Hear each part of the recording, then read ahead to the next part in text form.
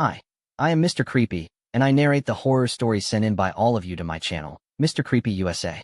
Before we begin, it is advised to recite the Ayatul Kursi or your religious scared spell, as it is said that when we mention these entities, they draw near to listen. The following narrative was sent by a man using the pseudonym Naimat from Surgodha in the country Pakistan. Naimat's story begins shortly after his marriage in 2011. He and his wife lived on the second floor of a newly built rental house in Surgodha. The ground floor was an empty store that felt desolate at night. One morning at 10 a.m., while his wife was cleaning, her nose suddenly began to bleed.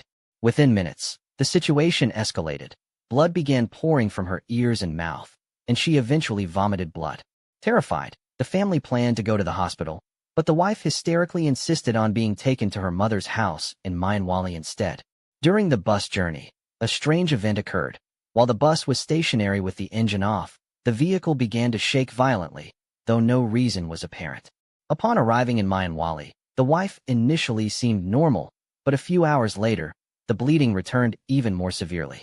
When the family attempted to take her to a clinic, Naimat noticed her body had become unnaturally heavy, as if they were lifting a massive object rather than a person. At the hospital, doctors were baffled because all medical tests came back normal despite the continuous bleeding.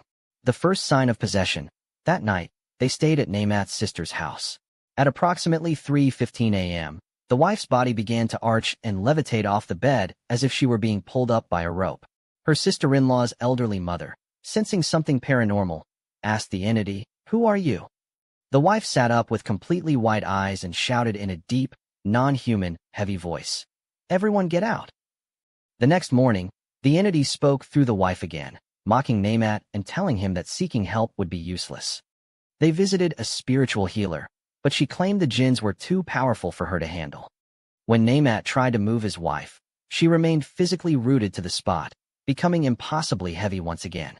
Later, another healer began reciting verses. In response, a poltergeist-like outbreak occurred. The lights flickered and died. A light bulb fell and shattered as if thrown, and glasses on the table broke on their own. The wife exhibited superhuman strength, nearly escaping the house before being restrained by Naimat and his cousin. A specialized practitioner diagnosed the situation as powerful magic-induced jinns.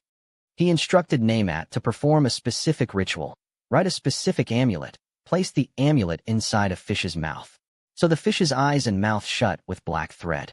Bury the fish in a graveyard after evening prayers.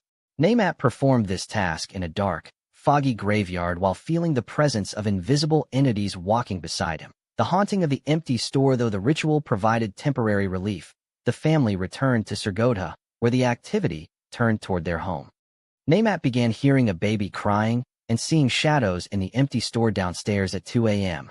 One night, he found his wife in that empty store with a bloody mouth and white eyes. In her presence, a football began flying through the air, hitting the walls repeatedly without anyone touching it. The most terrifying sight occurred the following night. Naimat found his wife clinging to the wall like a lizard. The resolution finally. Naimat's brother brought a religious man who hammered blessed nails into the four corners of the house and used blessed lemon and vinegar. After this intervention, the wife's condition finally began to stabilize, the bleeding stopped, and she returned to her normal self. Naimat concludes by praying that no one ever has to experience such a harrowing time. So this is the story of Naimat and his wife, and also that wasn't part of black magic. If you want, you can also share your stories with us on our Gmail or WhatsApp number given in the description.